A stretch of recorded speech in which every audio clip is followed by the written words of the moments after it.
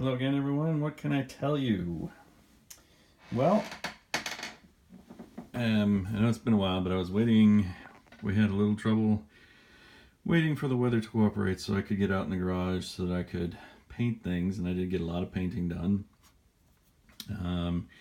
I chose to go with aircraft gray for my superstructure.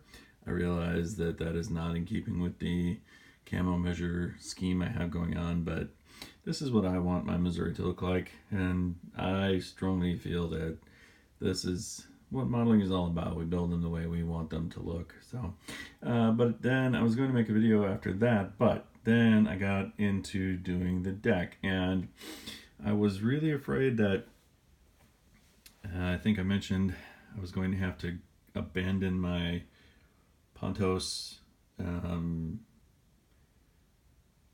real wood deck. And so I painted it all, and it was okay at best. I'm sure most of you who have built several any ship models at all know how that goes. And then I started putting in the smaller pieces on the upper decks, and I was going to go with a combination of paint and wood deck, and I thought, well, as long as I'm going, I might as well keep going. And once I started on the main deck, I was committed, and I had no choice but to keep going. And even though I had glued down virtually everything that was supposed to be glued down on the deck. So just a note about the PONTOS, the wood deck. Now, I freely admit that many of the issues I ran into were because I was going in the wrong order of doing things. If you're going to use these need to go down very early in the process. Still not quite sure how that would work out for painting, but I bet that that would be something that we could easily overcome. However, still, even if I had been going in the right order, I feel like there would have been a lot of issues. I understand why they laser cut them the way they did. However, even if we look just at the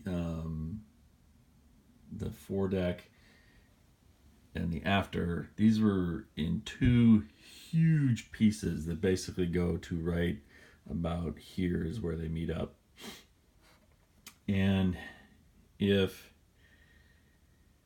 even if I hadn't glued a whole bunch of things down, oh my gosh, there would be so much that you still have to trim and fix to make them work. And as close as they are, they're not perfect.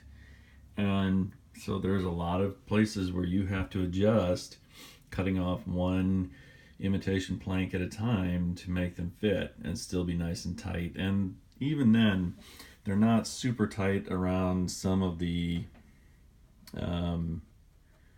5-inch gun emplacements. So that's a little disappointing. I was able to mix up a color of paint that's pretty close, so it's not too jarring when you notice that the wood did not get quite nice and tight up against them. If you look at the front, super busy up here. So I ended up cutting, even the smaller ones, I ended up cutting quite a bit. Some of that had to do with photo etch already being placed. Some of it had to do with just to make life easier. For example, right here, there's not a lot of photo etch to work around, but it's still just too big to work with. And so I did end up cutting it in half. If you follow the plank lines, you shouldn't really have that much trouble with seams showing. There's like 2, maybe 3 places where I feel like you can tell that that's a seam without looking too hard.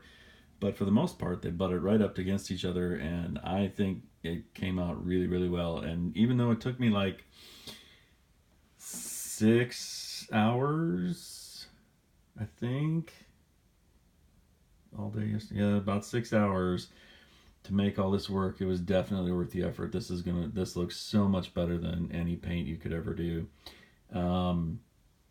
So we're getting on towards final assembly now. I am kind of anxious for it to be done. I have the next project is going to be the Visible B-17. I'm looking forward to that. And then we're probably going to go back to a ship with a 1350 Enterprise aircraft carrier. And it might bounce back and forth between planes and ships. You never know. But this is starting to really look like the Missouri now. It's coming along really well. I've definitely learned. Like I said, mentioned in an earlier video, I'm still a novice with the photo etch and things like that. Certainly with the wood decking, but there's a lot of things that I learned here that I'll be able to apply when I do lessons to apply when I do my a Yamato and a Bismarck. Those are the other two battleships that I want to do sometime.